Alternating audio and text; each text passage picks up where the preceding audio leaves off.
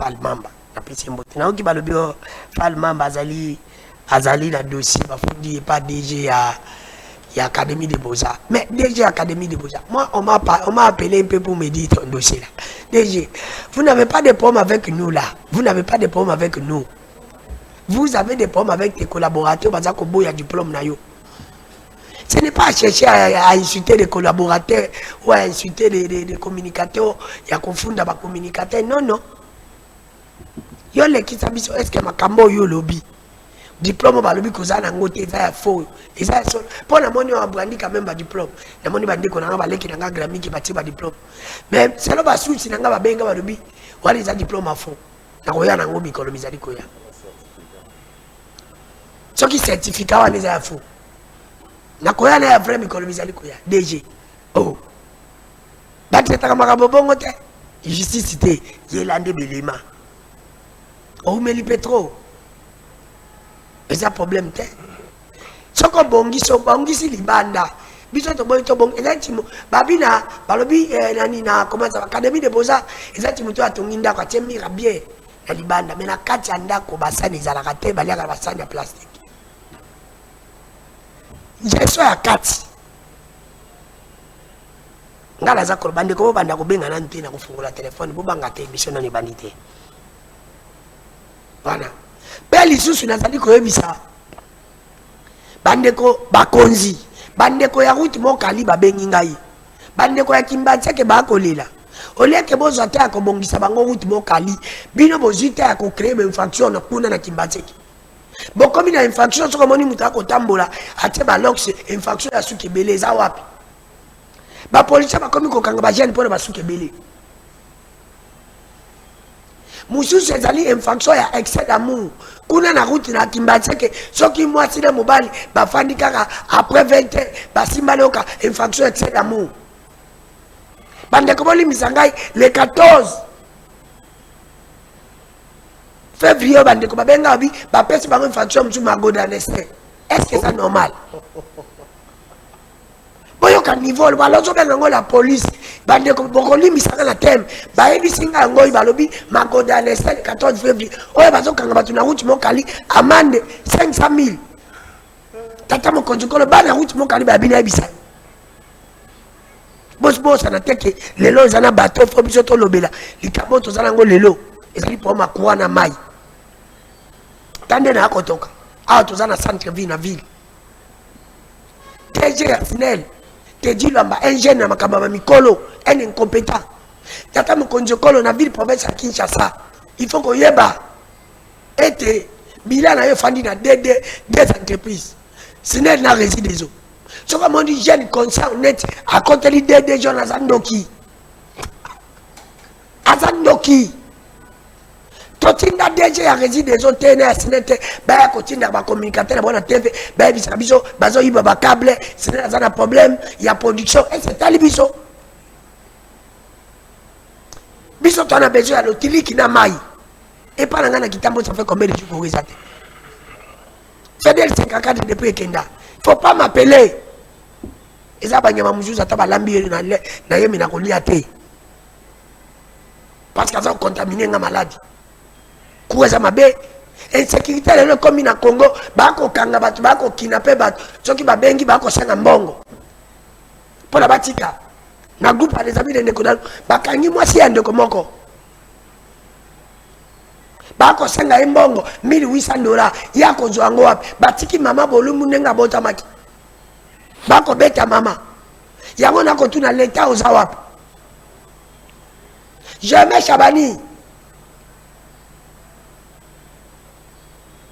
na bande ko kote na yo mais soki insécurité comme boy ça ne va pas tolo bate soki na bonde ko danu ke fula c'est la haine ne ko danu ke fula Tunisien pas c'est na obligé d'aller ngabilo bilo bolinga ngai appi de ça na zape moi na bozape ba site pona ngabilo. Bon comme la message pas communicateur mo ga ide petit papi muya na moni yako lubake kabila na yinayo papi muya yeba apeke na 2029 na 2030 batu baba apeke kitsekeli to yinayo tika flatterie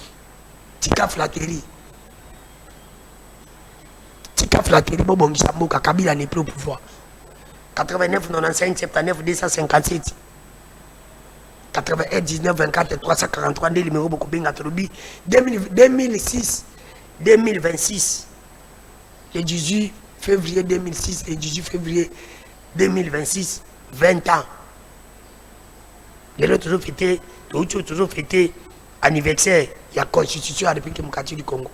Est-ce qu'on peut aujourd'hui dire que la constitution de la République démocratique du Congo est un problème? Ils ont un changement, ils ont une révision.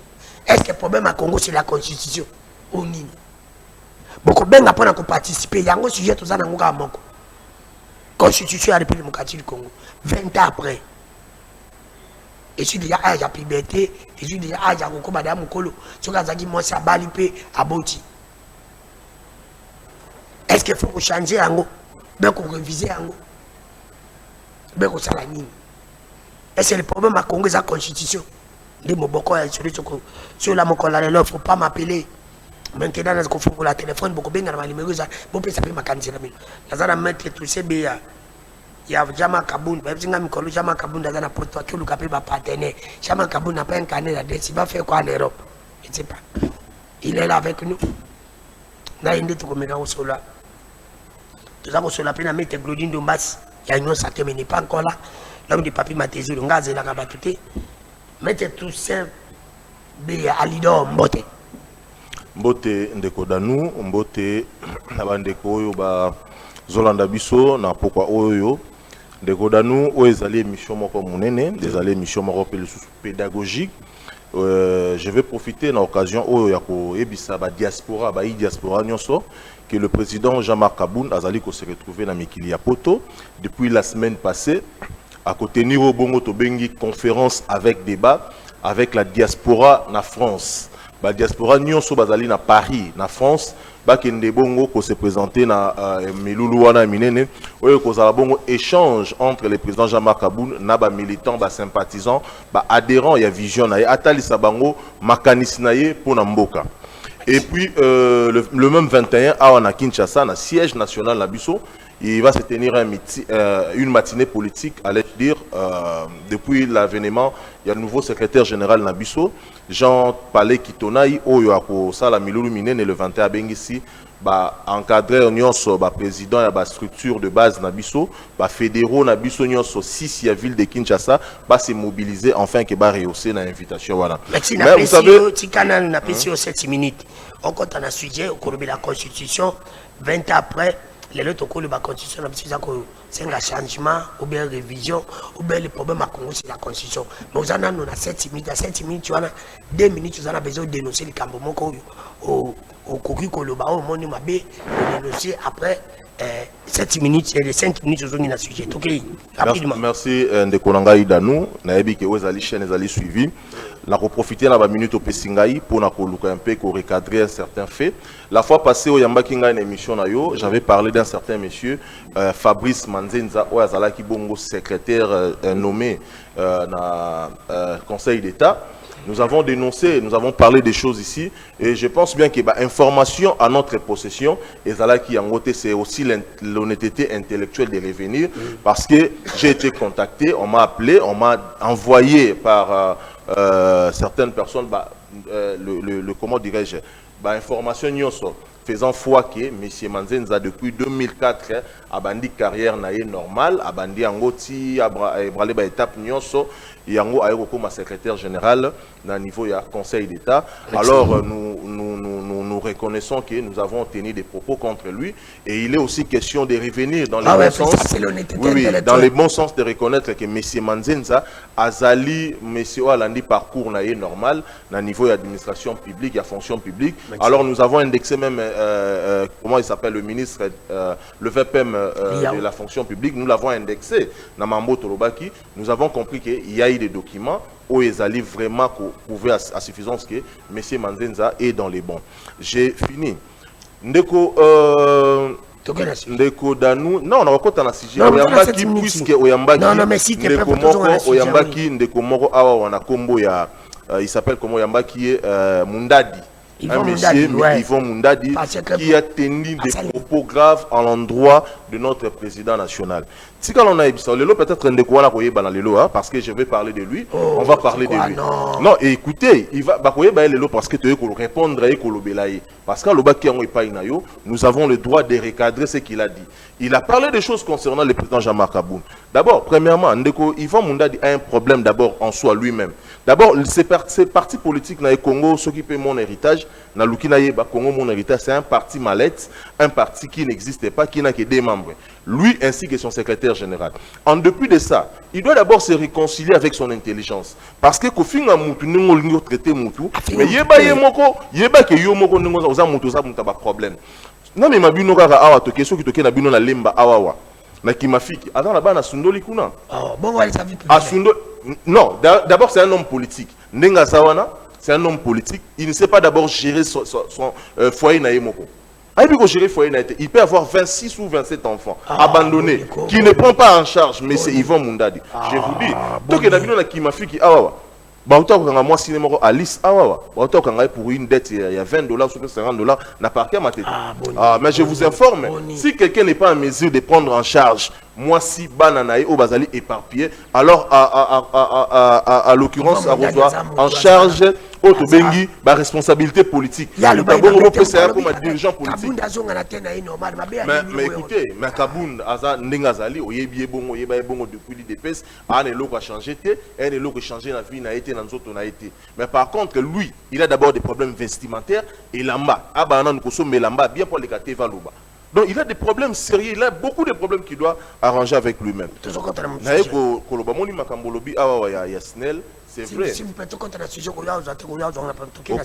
ça va, je vais revenir. 20 ans, le constituant Bokanabiso. Est-ce que ça demande un changement ou modification ou encore qu'est-ce qui bloque le pays? C'est la constitution ou quoi? Parce que les 20 ans, depuis qu'on s'est fait Salemi et le Komokote, vous avez 4 minutes, je suis vraiment très sévère. Bon, 4 minutes, parce que ça y a 3 minutes. Je vais te répondre. Je commencerai à dire que Constitution Nabiso, jour pour jour, 20 ans, au total, c'était le 18 février, jour à promulgation Nayango. Alors, pendant ces 20 ans, la Constitution Tozan Nayango et Mimi Biso na betape belé.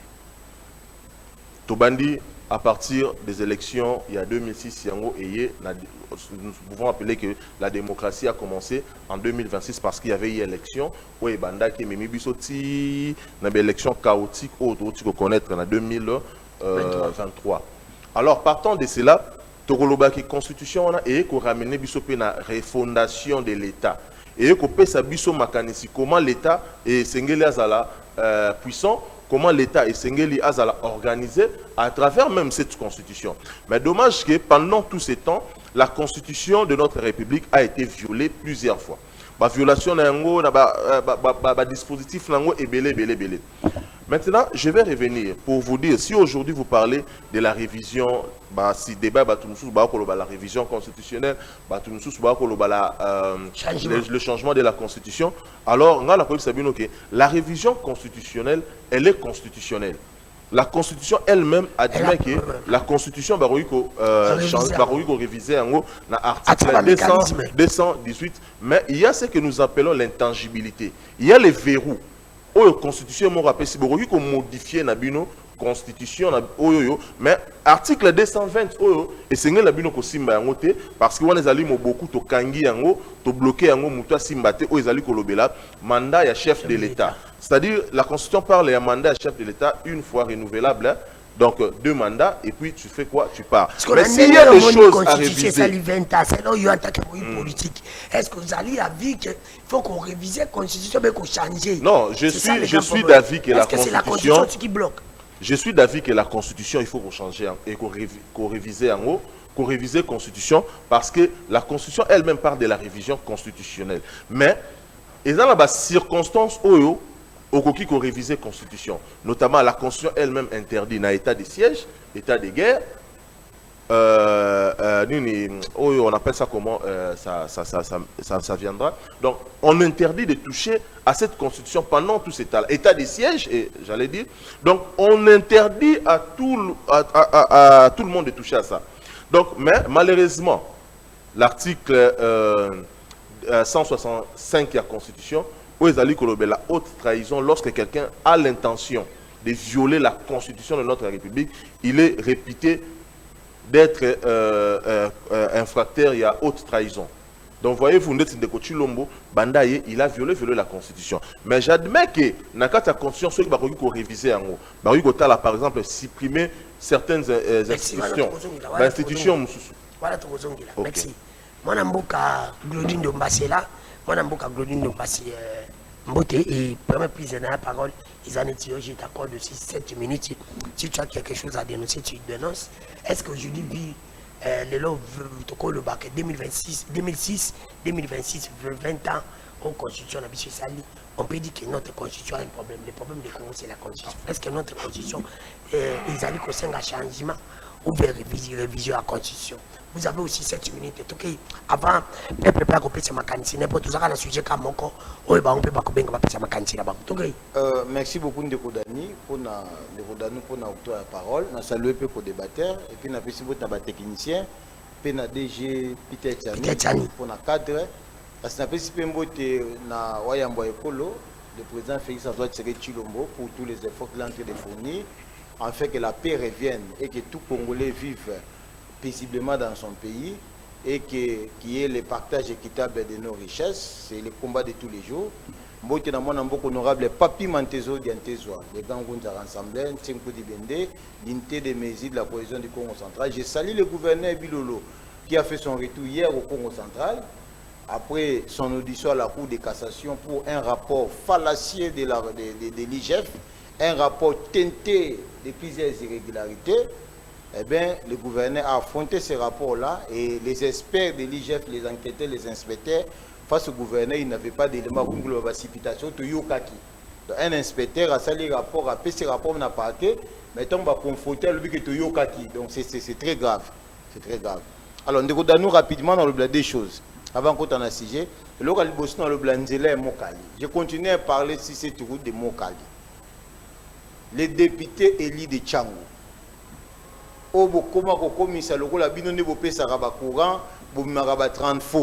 Alors qu'aucun député national ni provincial peut acheter un 30 faux. Les 30 faux, c'est un domaine de l'État et le domaine de la SNEL. C'est la SNEL qui peut acheter les 30 faux. Les députés ont une récupération politique. Comme les députés ont facilité au DG, il y a qui 30 faux qui t'a joué tel. Il y a Bimi Liboso qui a 30 faux. C'est pourquoi j'informe à toute la population de Kimbanseke. Njili Massina Ntele. Député a yebisa bino to o yebisa bino ka na 30 fois ko tia kura kosi député ko tia courante certes il peut faire la diplomatie a ko bunda niveau d'instance pour que ba bongisa l'utiliki na bakwa na bino mais aucun député za na mbongo osomba 30 fois aza na mbongo osomba cabine azati député moko ta za na o ya Monique mamna lobi ya lukuta asenga droit de réponse pas de journaliste tout ça ne débat si yango alors Bunzele Mokali. La fois passée, les bêtis Mokali comme le la fleuve. Batbako Mokali Tsanzela Mokali na boîte. Baya appelé comme Babouka na te ba créer pe cop 1000 fois mon Congo. Et puis total sozo peser mingi 2000 francs. Mais ya mora sa ki se ben. Ami maman mo ba yoka 2000 francs mo ngaza munene. Akomi na katikati ya mai. Asi mamoza kilo mingi 2000 ya muke bakisa mbongo. Maman bi metioka na ki deja biso boy no kitsayo. Donc, la carte a changé de prix. Maman a payé 4 000 francs, a quitté Siedon. Au monde le régime n'a non. Non, oui, dans le régime, la responsabilité partagée, c'est une route en caractère urbain. Il y a un biseau bataillon sacré. C'est ça la différence. Non, Bumba dans le régime, mais Baza Batoyo, Baza le quoi Jida. Jida par là qui disciple à Yesu. Mais Jida te qui Yesu. Donc, quand c'était le colosal a disciple à Jésus, nous a disciples. Pourquoi il faut y avoir Bouma? Pierre pas là qui a un kinkolo. Donc Jida nani Bumbaza lokola Jida nga autant à compoter pour Daniel a pesa ngakanda. Merci. Donc Daniel a bibliothèque. Daniel a pesa ngakanda. Donc Daniel a pesa ngakanda ni kotanga ote. Atindi va pas contrôler même la plaque à l'état. Depuis quand de konanga dans nous plaque à l'état fout à assurance. Lorsqu'on vérifie feuille de route en jour, on fout assurance c'était pas fout ni finette ni contrôle technique ni assurance. Seul le conducteur qui a droit d'avoir un permis. Parce que dans le cas où on a un TP à ça la contrôle technique. Vous comprenez? Mais je suis surpris de voir que le gouverneur, même aux l'État, et un plat à l'État, il faut faire assurance. Imaginez. Bon. Régime Je ferme la parenthèse. Rapidement, nous, il y a le vélo qui a été l'utiliki. On a félicité le DG Teddy Luamba. Ah, tika papa, quand on a sujet, non, on a félicité Teddy Luamba. Parce que l'ouoji sont le loufou. L'ouoji sont le loufou. Bazo à l'électrifier, j'espère que vous avez dit. Tika ngaïda nous. Papa, mama te kuweza mabeko le mamba kwa. Kuweza mabeko, oui. Oui, kuweza mabeko. Vous avez raison. Vous savez quoi mabeko? Donc nous sommes mabeko. Merci à l'ingénieur Teddy Luamba pour na ba pouesse. Bumbam tazo makopesa ba autorisation ba timola ba rivière bazo timo ba câble SNEL mais ngambo zo ko ezo yé la ingénieur Teddy Luamba. Merci Nabino. Asa ingénieur te. Ndeko danu na koti na sujet rapidement. OK. Pour la constitution, il faut d'abord définir c'est quoi la constitution.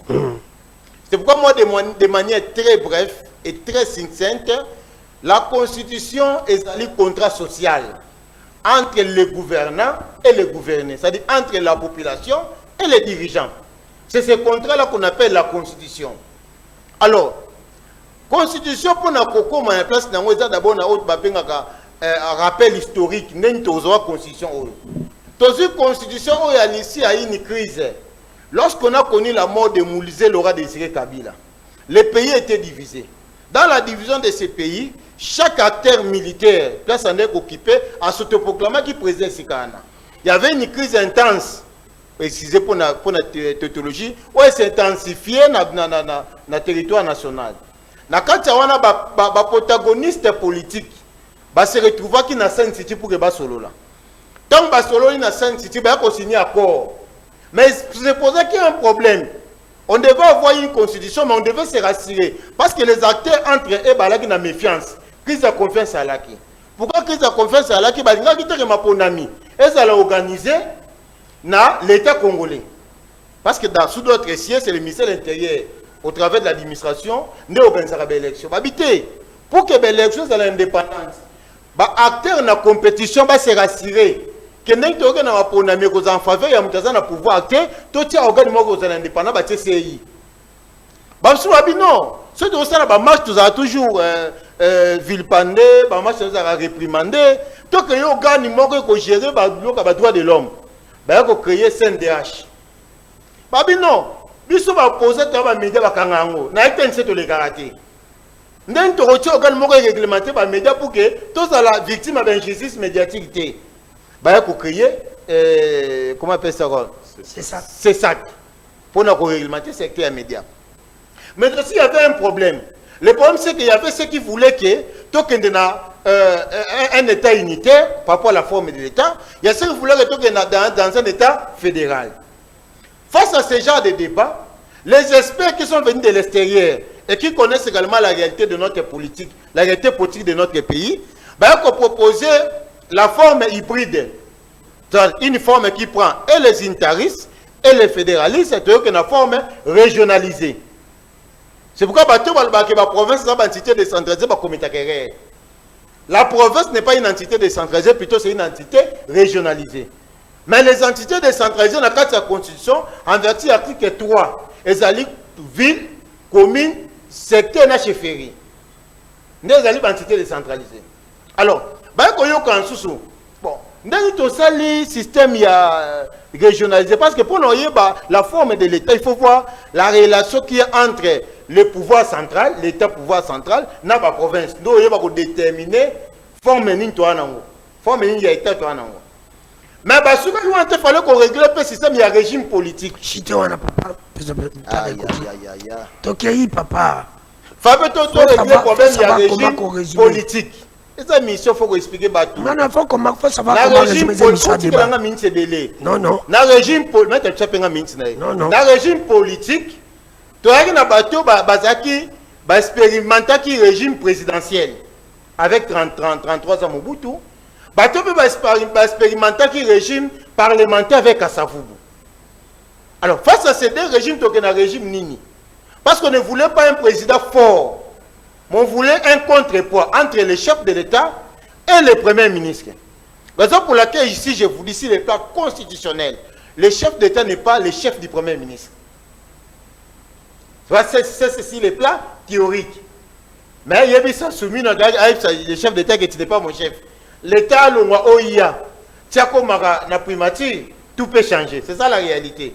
Mais merci. Le chef d'État n'est pas son chef. Non, tout est un système, tout est un régime politique semi-présidentiel. Dans un régime semi-présidentiel où la première ministre ou le premier ministre a un pouvoir réglementaire général. Merci. Et le chef d'État appelle ce pouvoir réglementaire exceptionnel. Merci. Aïe, aïe, aïe. Moi, je suis un belé. Moi, je suis Glodine Dombas. Je suis un belé. Moi, je suis un belé. 89 79 257 081 19 24 343 nde numéro bokobenga et na kofungola téléphone pour d'abord participer à l'émission 20 ans là notre constitution c'est le bino ils a un changement ou bien révision c'est le bino au peuple bolingini. Est-ce que le problème il y a Congo c'est la constitution comment donc il faut savoir aussi faire la synthèse. Ils ont une émission de débat, ça demande aussi qu'on résume. C'est comme ça aussi. C'est ça aussi l'intelligence. Ok, vous avez 5 minutes. Tout ça bien, ok. Ndeko Danou, vous savez, Ngai Naïb Sarabino qui naza natif ya Tchangu. Naza vraiment natif ya Tchangu. Tchangu ezali ndaku na ngai. Naza chef de terre na Tchangu. Chef coutumier. Notable, grand notable ya Tchangu. Particulièrement na Masina. Je vous dis que vous avez parlé, excusez-moi, Yarochamo Maloba. Ndeko Glodi, Ndombasi maître Glodi, je ne pouvais pas laisser ça comme ça, je dois quand même mettre un mot. Lelo Oyoyo, la responsabilité doit également être partagée.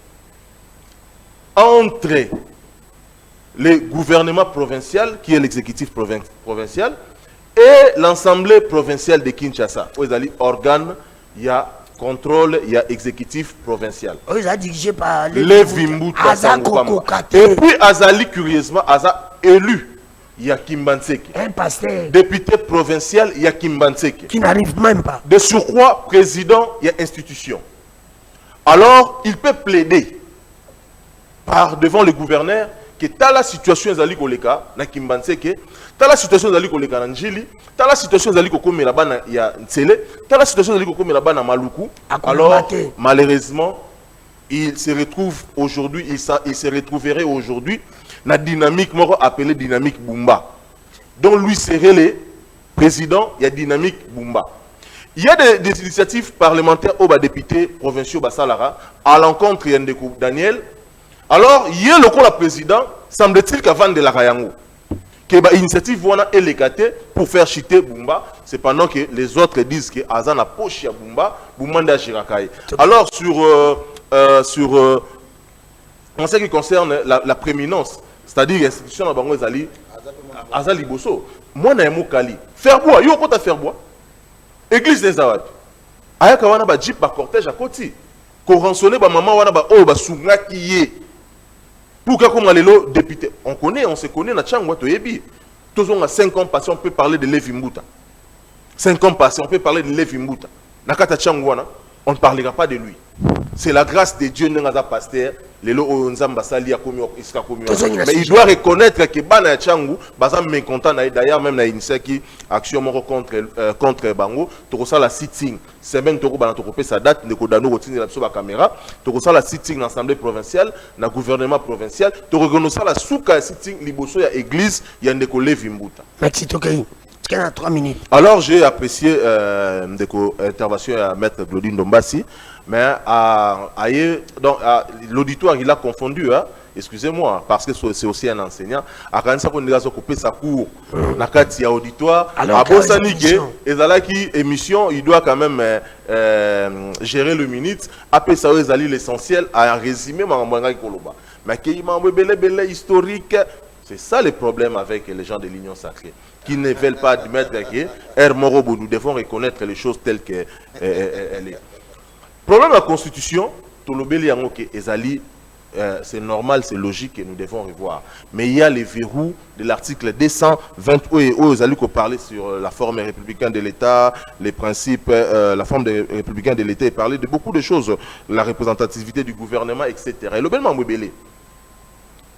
constitution epekisi biso tokoki kosimba baarticle misusu article oyoyo tokosimba yango te 220 parmi les articles verrouillés on ne peut pas toucher à ça et ceux qui tokoki kokende je pense bien à l'article 219 comme je l'ai dit balobi aucune révision ne peut intervenir pendant l'état de guerre, l'état d'urgence ou encore l'état de siège, ni pendant l'intérim à la présidence et à la République démocratique du Congo, ni lorsque l'Assemblée nationale et le Sénat se retrouvent empêchés et se réunir librement. Et l'Inkoluba, tout simplement, pendant l'état n'est-ce pas, nous sommes agressés. Nous sommes dans un moment un peu difficile. Il y a turbulence, il y a beaucoup de est-ce que est-ce que le constitution s'allie 20 ans il faut qu'on change, mais qu'on révise. Est-ce que le problème qui bloque le Congo aujourd'hui, c'est la constitution? Tu sais, la pourquoi on a même cette intention là-bas de changer ou de réviser? Pourquoi avoir cette intention? La constitution américaine date de 1870, quelque si je ne m'abuse pas.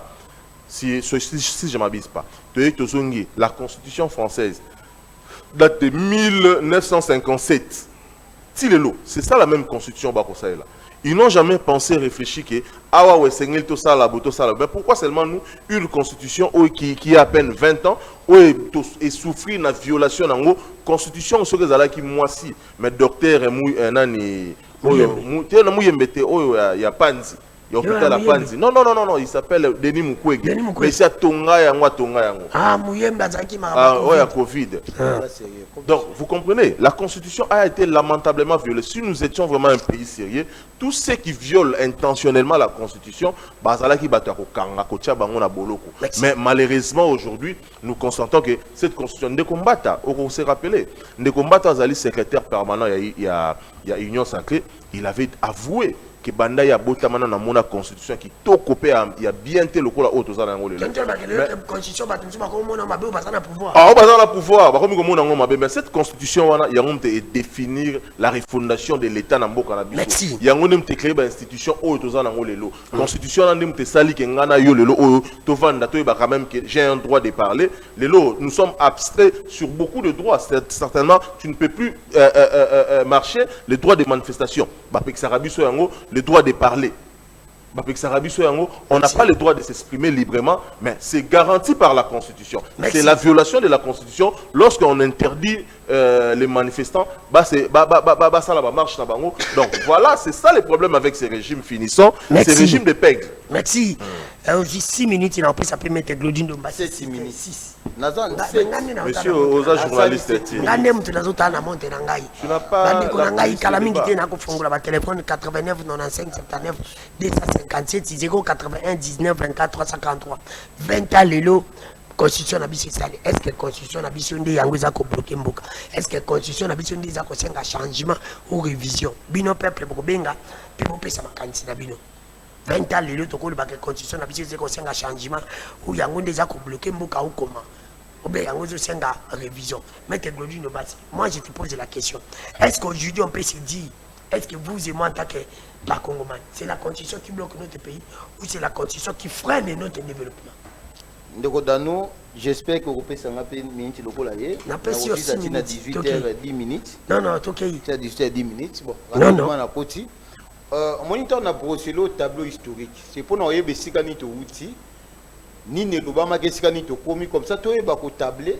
Ni no bato ayokana ki na sensité simba kité. Comme ça, les autres pour que tracer un avenir meilleur pour les pays. Avec sur question et élection, il y a CENI. Aujourd'hui, on peut se dire que depuis que ma première maison organisée dans CENI, ça n'a jamais été une réussite. Par contre, ça intensifie la crise. Alors, selon vous, la constitution demande des changements. Mais c'est comme ça. Mais parce que les lois de constitution. Non, mais c'est comme ça qu'un intellectuel réfléchit. L'intellectuel réfléchit, un chercheur réfléchit s'il bat des problèmes qui est. Comment donner solution en partant de ces problèmes-là pour que tu connaisses sous Yangote. Voilà pourquoi on appelle ça nos tableaux historiques. Donc on appelle ça un exemple. Quand vous allez à Bénin, pour moi la meilleure constitution de l'Afrique c'est la constitution béninoise. Même la disposition il est censé ignorer la loi la constitution béninoise.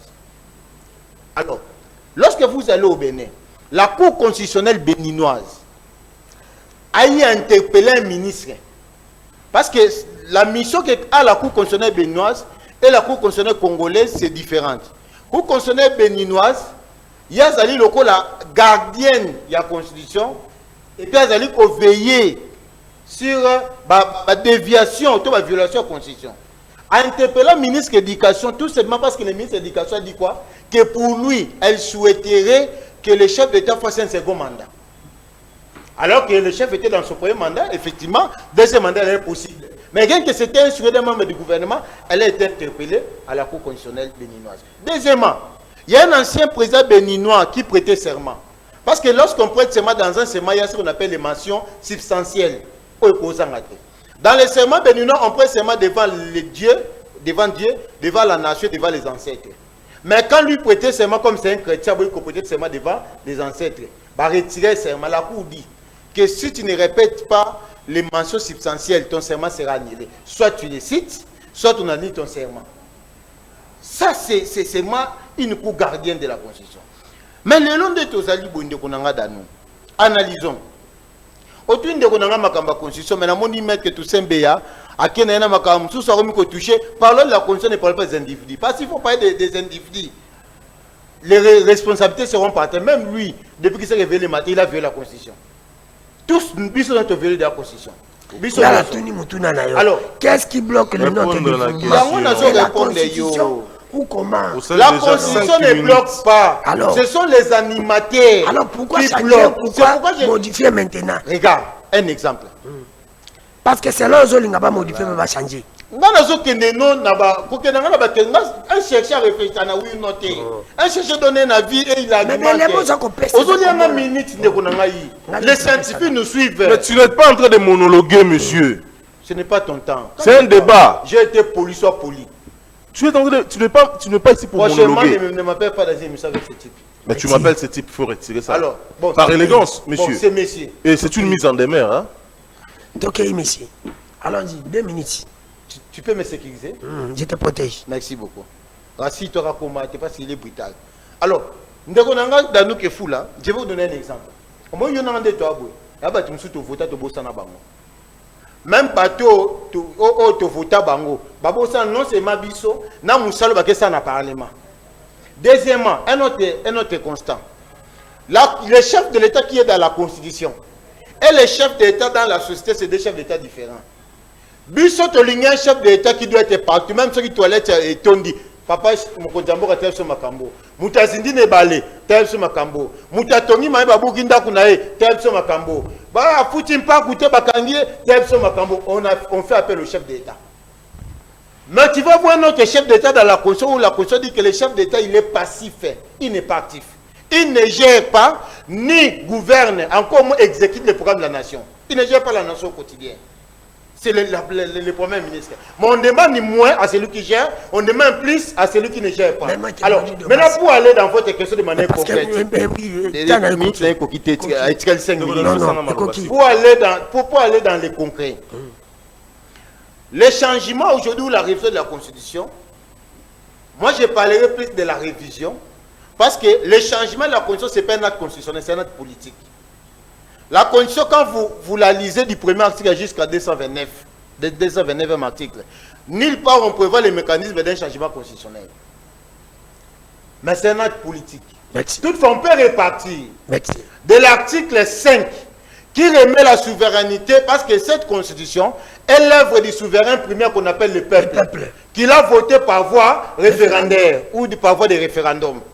Voilà pourquoi un doctrinaire, que je suis le professeur Daniel Mbao, qui a analysé en disant ceci. La Constitution, c'est comme une femme mariée. Une femme mariée, Simba n'est pas n'importe qui. Si on a une femme mariée par extrait, il faut un gynécologue. Il y a un moment où surtout marié, lorsque moi, si je suis un hôpital, pas gynécologue, on n'est pas à l'aise. Arosa l'a touché, Arosimba alors a fait d'identité. Tous on n'est pas à l'aise. Raison pour laquelle lorsque les politiques cherchent à toucher à la Constitution, le peuple s'énerve. On l'a bien analysé. Tant que les politiques ont touché à la Constitution, le peuple a tombé. Pourquoi le peuple a tombé? Parce que la Constitution est œuvre politique, c'est œuvre du peuple. Alors, le pouvoir de modifier ou toute décision liée à un changement de cette Constitution doit être la décision unanime du peuple congolais. Merci. C'est par voie de référendum ou référendaire. Merci. 81 19 24 343 081 19 24 343 89 95 79 257. Numéro zali na couleur à montane et orange. Bobenga na nomana moni bobandi ko benga. Montane makila.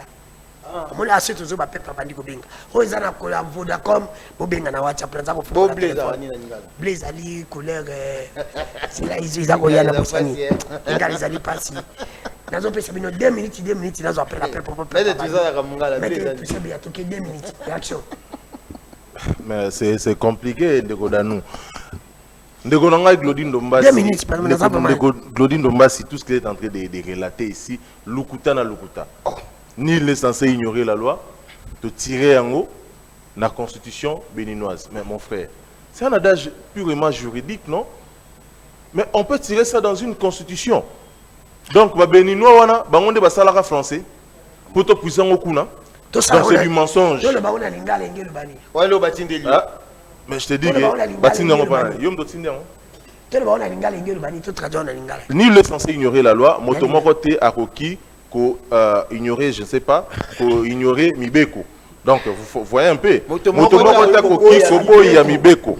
Donc, Motomoko te akoki kobo ya Mibeko. C'est ça d'ailleurs la force d'un État. La force d'un État, c'est soubassement nango ezali Mibeko. Dans un pays sérieux, on ne dira pas que Chilombo, mais c'est Félix Tshisekedi a construit. On ne dira pas que Félix Tshisekedi a tongi école. Au Rolobater et Félix Tshisekedi a tongi Nzela. On dira plutôt l'État a construit. Parce que l'État, c'est comme un instrument de puissance. L'État, comme l'a défini Léviathan. L'État azali moto a Bangisaka. L'État azali na ba soubassement na ye, o ya vandisami na ba 6 piliers na ye. Il y a l'État. Nous avons la police, nous avons l'armée, nous avons nous avons la police, nous avons l'armée, nous avons les services, nous avons la justice, nous avons l'administration et nous avons la diplomatie. Mibeko, o ezali ko accompagner l'État. Mais Ndeko Glody, j'ai beaucoup de l'estime pour lui, c'est un confrère, c'est un enseignant, mais il a beaucoup pataugé ici. Bon, il a beaucoup pataugé, na ba élément qui na ba historique, OK, mami biso benne.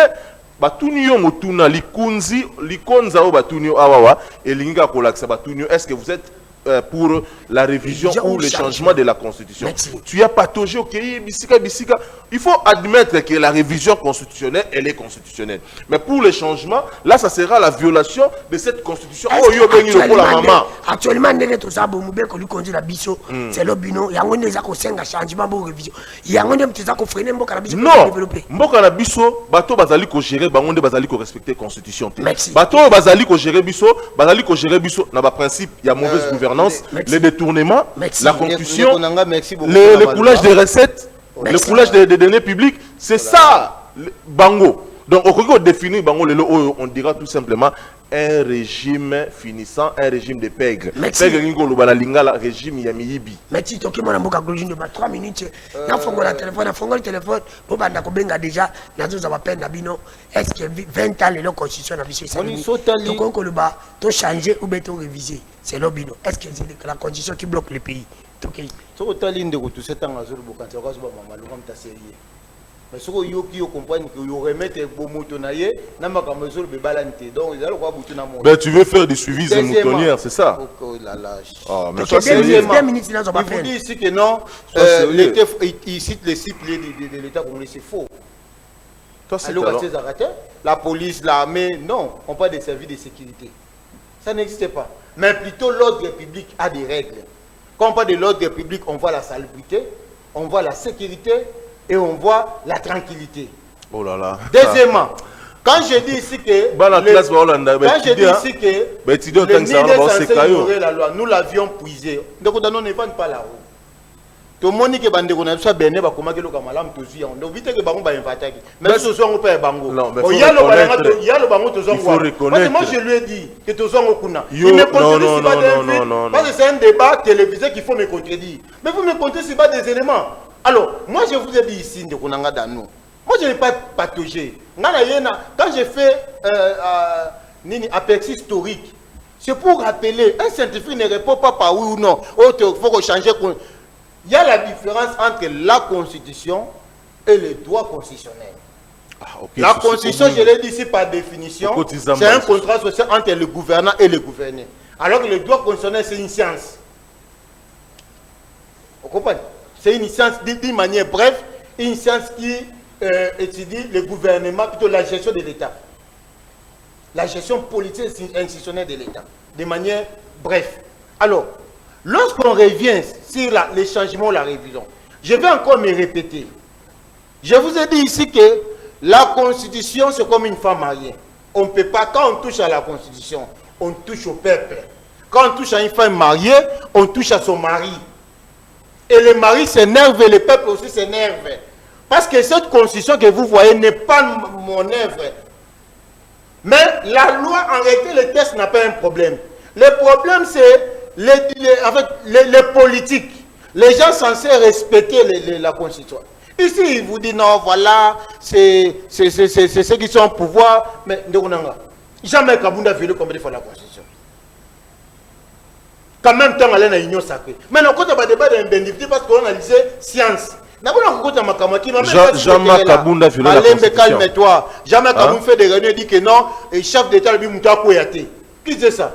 Yozalagi. Oh, mais c'est pas ça. Matezo Lazati. Ceux Matezo n'est pas là. Et toi, tu étais là. Calme-toi, j'étais. Alors, tu veux me ramener maintenant au Congo central? Moni Bouzoba. Tu appelles ça Bouzoba? Moni Bouzoba. Tu veux me ramener au Congo central? Non, il t'a laissé comme Matezo là. Ah, mais tu as cité mon président. Puisque tu l'as cité. Tu l'as cité abusivement. Mais ton président, c'est le premier violeur de la Constitution. Ah, mais arrête ça. Le comble sait que tu es ridicule. Il harcèle même la Constitution. Tu es ridicule, le comble sait que tu es ridicule. Tu deviens maintenant ridicule. Tu fais du théâtre, Mangobo. Ça, écoute-moi, calme-toi d'abord. S'il vous plaît, s'il vous plaît. C'est quel débat ça? Calme-toi, monsieur. C'est quel débat ça? S'il vous plaît, s'il vous plaît. Ça, c'est quel débat?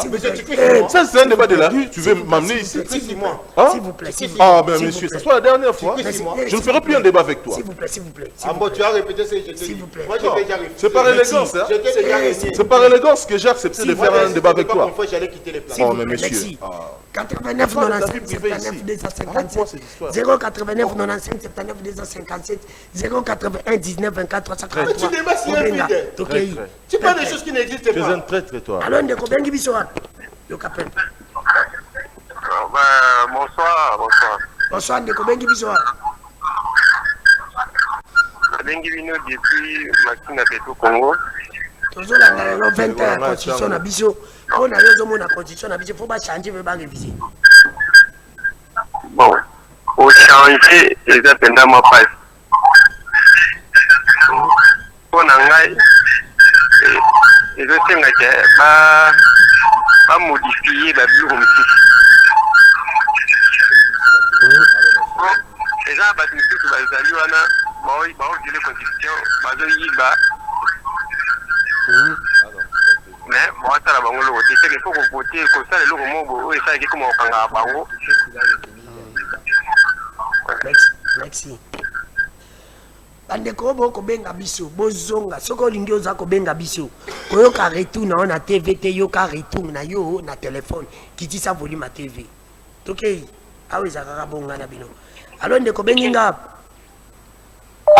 Alo bengi biso apa?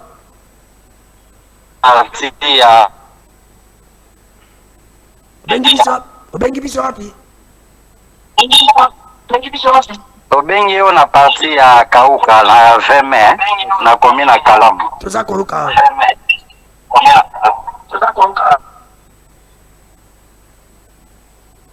Allô? Allô? Oh. Ndeko connexion za ko bomba bino. Nzambe yangai.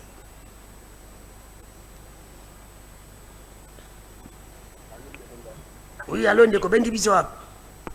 La partie à cette marche. À partir de cette marche. À partir de cette marche. Kusala musika ya télévision, kusala musika ya télévision. Mboko eza ya biso. Eza bato le soki ya biso ba congolais. Tozalaka na baparti tout. Ndeko pusala musika ya télévision toza kokoma malamu te.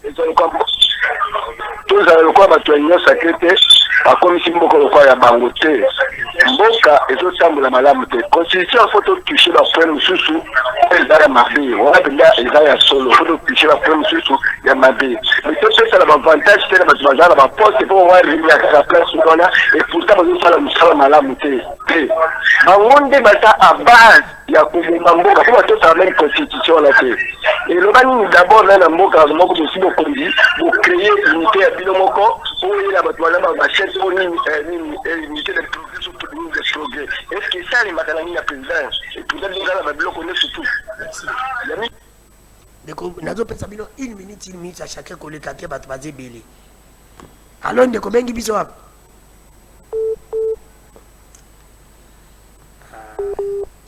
alo ndeko bengi biso wapi bonjour ndeko dano bonjour ndeko bengi biso wapi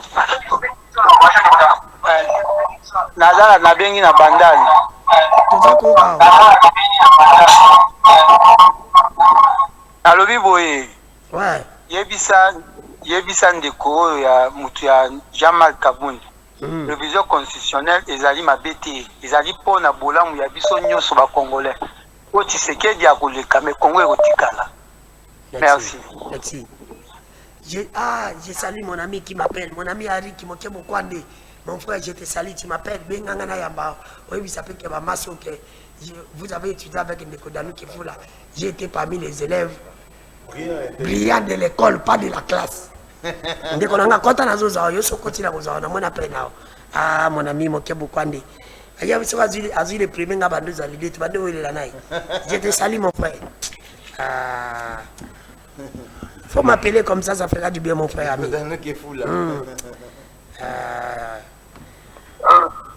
Allô? Allô, ndeko bengi biso wapi? Allô? Bandeko numéro ya Vodacom bobenga yango na WhatsApp, bobenga yango na normal te. Allô?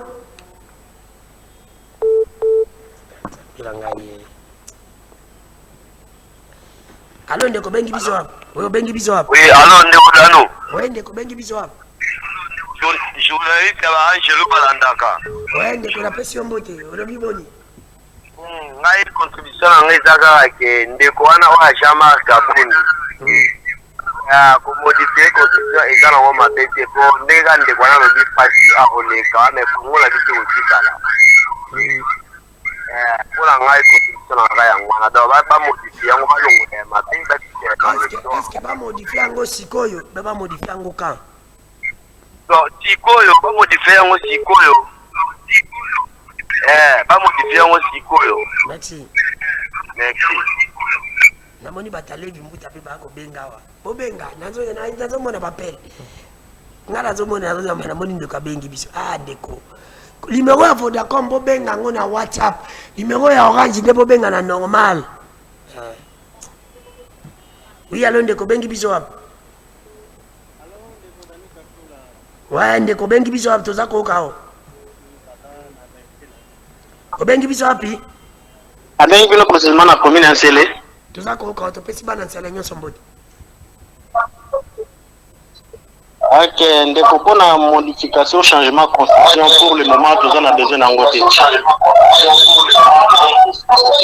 Le kara tozala nango bosenga développement ya pays et na pays et mutu nyonso s'en sortir.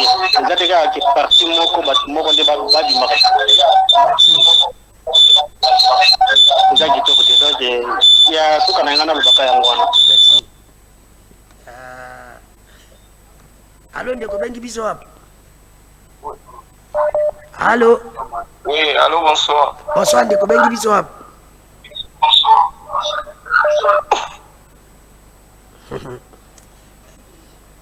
Oui, allô? Allô? Oui, ndeko bengi biso wapi toza direct. Bonsoir ndeko dano journaliste on Zambalandaka. Na ba ange bafandi bazotala. Bazotala. En tout cas nangana intervenir pour réviser problème exact ko changer nde eza na article akoma déjà ba expliquer. La gaki na so Olinga solo lana. Toza kokao.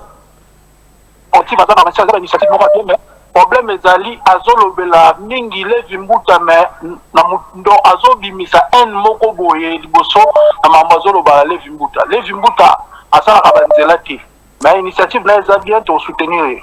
Merci maître Toussebia. Toyoki ondiko 99 24 343 ba numéro de boza ko benga pona ko participer na émission. Oui alors ndeko bengi biso. Na bengi bino na Kache Congo. Na Kache Congo na kalu kabala ita. Na Kache Congo na komina Ngalem. Na yo kibino na pesi bino mbote tokei. Ah merci beaucoup. Mon problème déjà boy na lina tout na ndeko ya IDPS oyo. Constitution de ya article nini a répondre biso article nini eza na constitution que soki bosali projet mbongo projet ye bo réfléchir na bokaboli nanu après bo réfléchir après a répondre biso na question wana eza article nini na constitution oyo ke de kalbi répondre la ba question de ayoki oh alors ndeko bengi biso hapo la bengi na commune télé nalo bien. Oui mama tozako kao. Mutu abengi wana zo abataje constitution te aza mutu akabila balika te bataje constitution ko bayebi malheur na bango. Yo lingi ba changer soki ba ko changer ba changer soki ba ko kala mususu ya biso ya bana Congo ba changer wana basala kaya ba Rwanda wana etali biso te babongi te na biso Congo la biso bongali bien lokola Felix azala bokonzi. Merci. Ils appellent liberté na yo lobi amuta lobi na hotel ce qui est pas lobi ça liberté na ye. Alors ndeko bengi biso hapo. Allô. Allô ndeko. bengi bino. Allô. Obengi biso hapo. Allô. Allô. Allô. Ah. Allô ndeko bengi biso hapo. Allô ndeko bengi biso hapo. Na bengi depuis Mongafula. Tozako bengi depuis Mongafula. Tozako kao. La première fois na kota na landa yo. Ya liboso nazo féliciter yo na musala malamu zo sala. Merci ndeko nzamba pambola. Vraiment nazo landa yo na landa yo. Message na ngeza moko. Problème à Congo eza constitution tendenge ba KDPS bazo kalisa. Le problème à Congo eza show ya liboso ya mabe. Oyo volontaire Kabila a imposé ba Congolais. Soki tozo souffrir lelo eza imposition à Kabila. A imposé biso président oyo azala choix na ye yango akomi osala makambo na ndenge na ye. Mais constitution eza urgence eza makambo ebele il faut mboka esala. Il faut donc moi mukena ngaji na loba. Merci ndeko une minute na koki. Boyebisa ndeko fal mambo yoki peuple. Ozoka peuple. Aba sala ka bajete. Allo ndeko bengi biso hapo. Message comme la boyebisa ndeko fal mamba awa ko compara wana be mission kuna te awa ndi peuple. Allo ndeko bengi biso hapo. Tozako ka lo ba makaso bengi biso hapo. Bengi biso wapi? Andama lumalu. Tozako ka malamu tende ko lobama makasi. Alobi papa mo. Ah, uzako ka malamu te. Toza bandi ko msusu Oui alonde ko bengi biso wapi? Nakenga parti ya komina Selembao. Na Selembao tupesi bana Selembao mbote. Tozoka. Maître papa, d'abord la pesi bandeko kuna mbote agiriste na rai. Bango pe bapesi mbote loba makasi. Oui, na sepeli. Bon, il m'a dit qu'il y a constitution ou révision et sengeli mutozi initiative il y a pour changer ça pour réviser après cette motivation. Après ce ma premier niveau de ça pour préciser c'est le Congo et puis faut pour faire la mission. Il n'y a pas de constitution pour cette modification. Merci. Merci. Les Caraïbes besoin de changer constitution. Bo pesa biso biloko eza ko bloquer consimbo kapo constitution ngo. Oui alors ndeko bengi biso wapi? Na bengi a parti ya Peto Congo ndeko dano. Tozako ukao. nalobi boye changement ya constitution c'est pas nécessaire pour le moment. Donc ils sont sans objet loko wana batika babongisa mboka. La constitution ne bloque pas que kombo ke tambola ndenge ezotambola boye. Ce sont des dirigeants. Ozoka peuple onga ite bobenga onde kodanu, toi c'est la haine. Moi c'est pas la haine. Allô ndeko bengi biso hapo. Allô? Bonjour. Bonjour depuis la commune de Massina. Ah, depuis commune de Massina, na pesi bana manyon sa Massina mbote. Merci papa. Le problème avec notre pays, le Congo, c'est un problème d'hommes. Notre classe politique, nous avons une classe politique médiocre. Allô, ndeko aki. curieuse. Ok. Ah, je suis là. Tozo kao. Lazawana. Toza ko kao. Même si on mettait la constitution la plus sérieuse du monde, tant que nous avons une classe politique médiocre et l'autre peut changer. Bandeko obike bolimbisanga na kati ba peine. 2 mandats, mais nous voyons que nos leaders a détruit ce pays. Merci. Donc il y a un moyen pour ça bango l'opportunité pour continuer il y a court. Merci. Oui, allô ndeko bengi biso hapo. Oui, ndeko Dano, bonsoir. Bonsoir ndeko bengi biso hapo. Na sepeli mingi komona ba invité na terrain. Merci. Na débat bozala ngo, nga naza na position na nga pesa sikoyo. Bongo mobimba bala nanga bato ba libanda ba diaspora ba nani bala nanga. OK. Alors, na lobi boye. So Félix aboyi dialogue, c'est la du problème. Pour mes amis papa nanga Dano. OK. Alors, to benga nanga na Joseph na ye Félix o apesa pouvoir, ba na martyr. To benga sur le droit. Balo ba Cameroun les bloqué mboka pour marcher bien. C'est quoi ça? Oh, c'est pas ta Non, c'est quoi ça? Oh, infraction innocente. Comment tu peux insulter? Non, tu peux pas insulter le peuple. Non, mais tu peux pas insulter la population. Non, tu peux pas insulter la population. Oh, Sonia. Non. C'est quoi ça? Allô, ndeko bengi biso hapo. Allô, ndeko Dani. Bonsoir. Bonsoir, ndeko bengi biso hapo. Na bengi bino na commune Maluku. Toza ko ka ndeko na pesi bandeko yosa Maluku mbote. OK, na ngaya lo baboy. Concernant mon OK. mboka. Ouais. Est-ce que pour na consiste en sécurité na mboka? Mobeko zo pekisango. Pour ba si insécurité, pour lier ya peuple dans la passe. Transport est dans la passe. Ko futa ba fonctionnaire ba futa ba ngote. Ba médecin ba ke grève. Est-ce que wana nyonso na ba mona ngote? Bango vi na bango zaka pona mobeko pona ba avantage na bango. Vaccine. Ndeko lobi bien. Bandeko bolimbisa ngai ba pele zo kote belé na kati. Ba pele za kote belé. Bandeko nyonso ba koti te, bandeko nyonso ba bengaka. Rendez-vous na biso za boy. Nazo mona ba pele na bino. Bo respectaka. Soki bolingi bo benga. Bo pusani musika ya télévision au diminuer volume. Yoka biso na téléphone. Koyoka biso na TVT ko sala des inco. Nazo appela so. Oui, allô ndeko bengi biso hapo. Allô ndeko Dano. Allô ndeko bengi biso hapo. Na bengi bina parti ya njili. Toza konka na pesi bana njili mbote kuna kati ya gaita. Tunanga muntu aide peso wana lobi na zaki na ponga bi bazovele kinga 500 6000 yango ezaka fota constitution. Le bafuta transport combien? Ponga bi kinga 6000. Ah, Na pesa est 6000. Ezaka fota constitution. C'est Bumba. merci. Para C'est Bumba. Bumba. C'est bien. Bozoka, merci. Na pesa pe ba invité. C'est Bumba. Bandeko nyonso balingaka ndeko Danu Kefula. Bao balingi changement.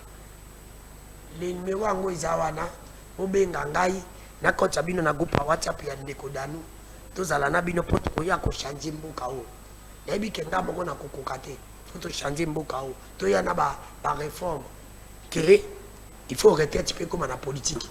Mandat de député, il faut comme mandat de président. Et une fois renouvelable.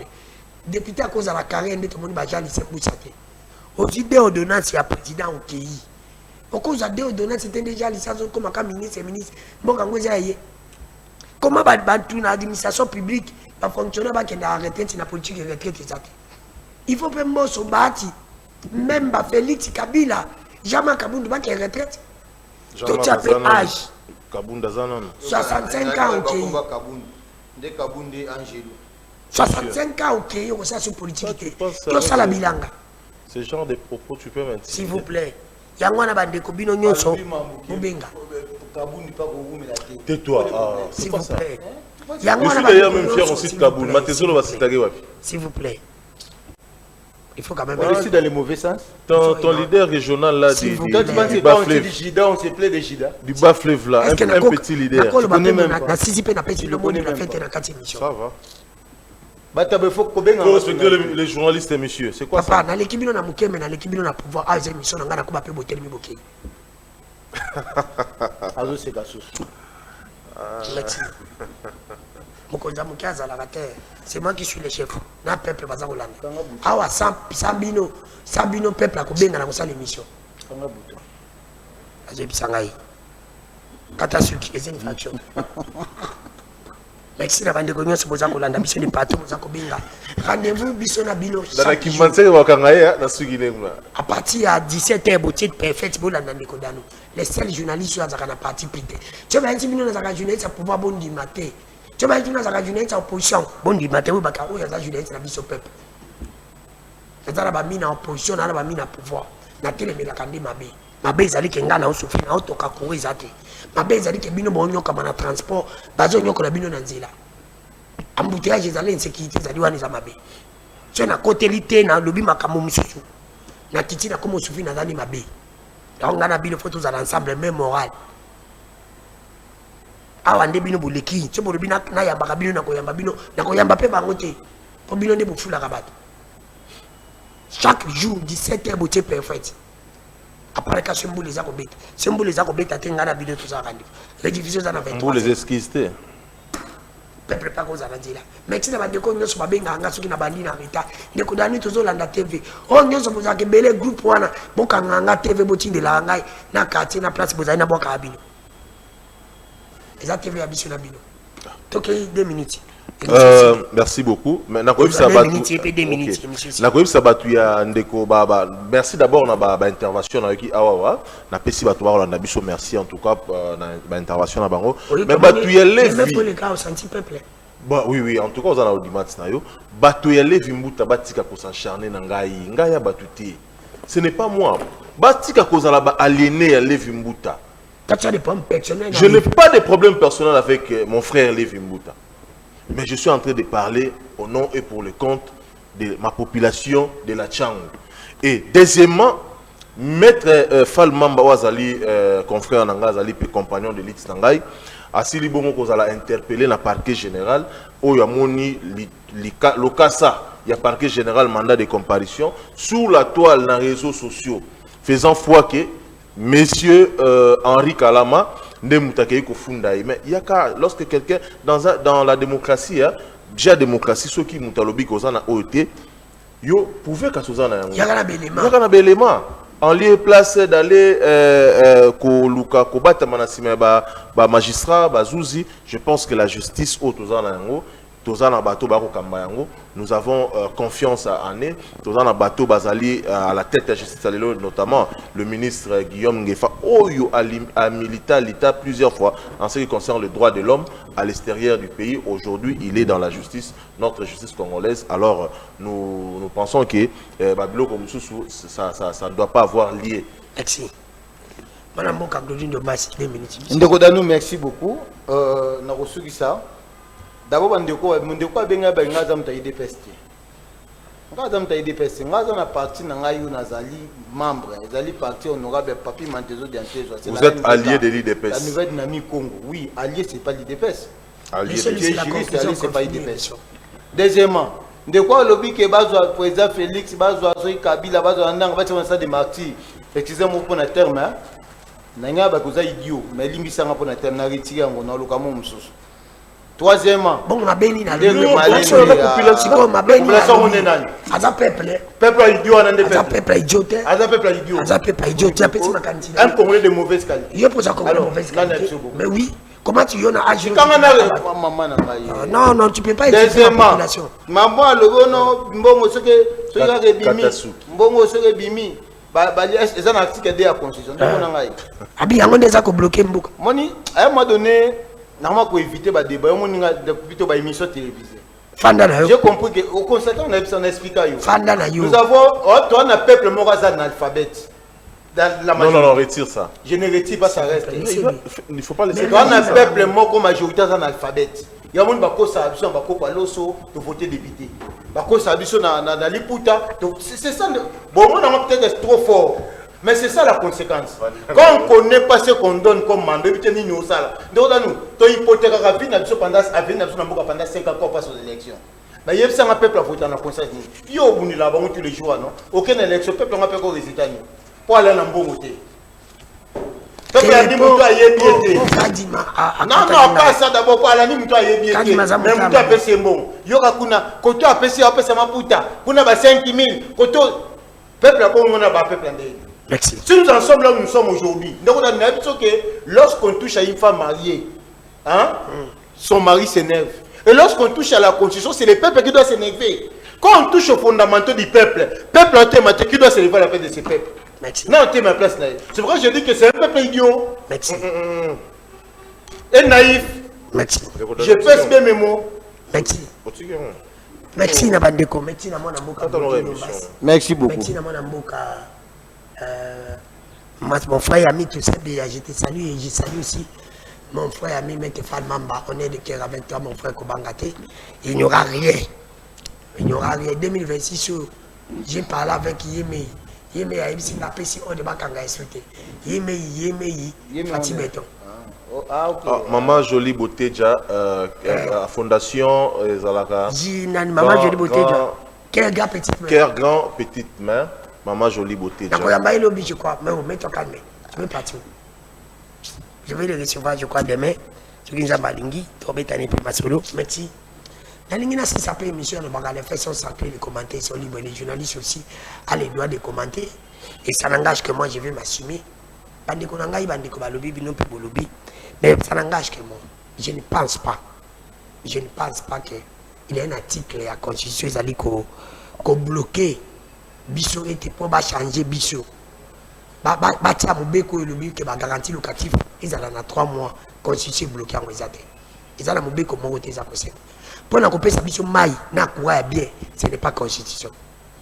Si tout courant, ce n'est pas la Constitution qui bloque. Pour la couper sa Biso Maï, ce n'est pas la Constitution. Pour la couper sa Biso sécurité à bien, ne pas qu'on bouma batubako kangabiso. Ce n'est pas la Constitution. Parfois aussi, je l'ai condamné, mais je peux lui donner raison, mettre le nu de base. Peuple est aussi comme avant. Ce qui est makambo légende de Tobimi, makambo ya magoda Tobimi, makambo ya église, oh, qui dit quoi, Bobimi. Peuple, tous à la paix, très vigilant, comme les Bokarabiso. Pour un bateau, bas à intention à changer la constitution, va mekaka. Ce qui va meki, va yoki que ton bandi, tu vas zongisima. Ce qui va monique to yeba kotika. Kabila lingaka mekati, elle a mon arabiso. Tous bimaki, abangaki. Ba parti politique union sa Congo boza komona biso bato toza sa parti na bino to leki bango nebele ceux qui to sangani biso peuple conscient to le bien que ce n'est pas la constitution qui vous bloque pour la développer mboka ba yi politique on a ba on a plateau ba consulter intention de changer constitution c'est parce que ba yebi que toza biso toza séparé ba fanatique ya Vita ba fanatique ya Imarati ba fanatique ya Kabundi ya Félix ya Kabila ya Fayulu. Bazo défendre des bateaux na bango, mutako défendre mboka zate. Merci. Ce n'est pas la constitution qui bloque. Quand la constitution ça coûte 20 ans, il y a bateau qui ça 100 ans. Bazo ta intention à changer côté. Bon kanga date salilo. Bon comment on a 2027. Ba ko la biso jurisprudence au Nyabirungu. A comment apio? Oh ya bisa biso que le président reste en fonction jusqu'à oh Mbata Boyaki. Mais le Lombata qu'on dit Bango, c'est la même tête de Mbata qui avait refusé. Et c'est la même tête de Mbata qui va accepter aujourd'hui. Aïe, ça veut dire que président reste en fonction. Mbata va le dire pourquoi? Parce qu'Azana Félix, parce qu'Azolia. Nyabirunga le bakango pourquoi? Parce qu'il était avec Kabila. Mais biso moko peuple, tu te fongoli makutu na biso. Tu comme vigilant, bayi politique ba osaka na biso te. C'est pas la constitution qui bloque. Mais l'article de la constitution est malamu pour la niba ça il a gangoté. Bah ouais ça ko bloqué bon ouais ça malamu pour la niba ça il a gangoté. Gratuité enseignement. Gratuité enseignement. Combattre la biso na biloko la biso. C'est long. Article 64 ba respecter ngo pete. Bango ba koyate, bango ba za kotala ka intérêt na bango. Yango na ko bisa peuple nyoso conscient. Totika ba vanti. Je sais que comment to za ko bunda mtu to kokate. Mais to bunda po bana na biso ba kuka bazwa Congo moko ya malamu. Très bien. Bazwa Congo moko ya venir. C'est inadmissible de Kolangai. Na praza ya pamba awa. Oko senti que moi ordre zali. Awa ordre zate. C'est comme on a un président. A voyager il bossa zone Tibisombon. A voyager zone Tibisombon. C'est la condition qui lui a empêché. Y'a zone Sambon. Bochika quoi? C'est pour te dire que biloko Mike.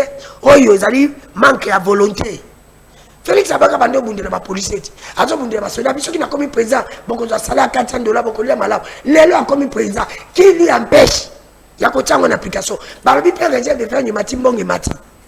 Constitution des accords mais ça ne va foutre ba fonctionnaire tête le va foutre mité. Ba tu ba ken en grève.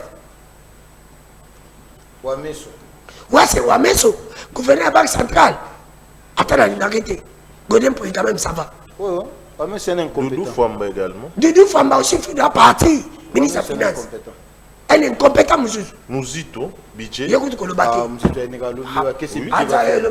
Le budget qu'il a amené même pas pour il ne faut pas parler de Mouzito. Il faut éviter ça. Faut s'abonner à la chaîne. Vous êtes quitté de là, vous êtes quitté de là.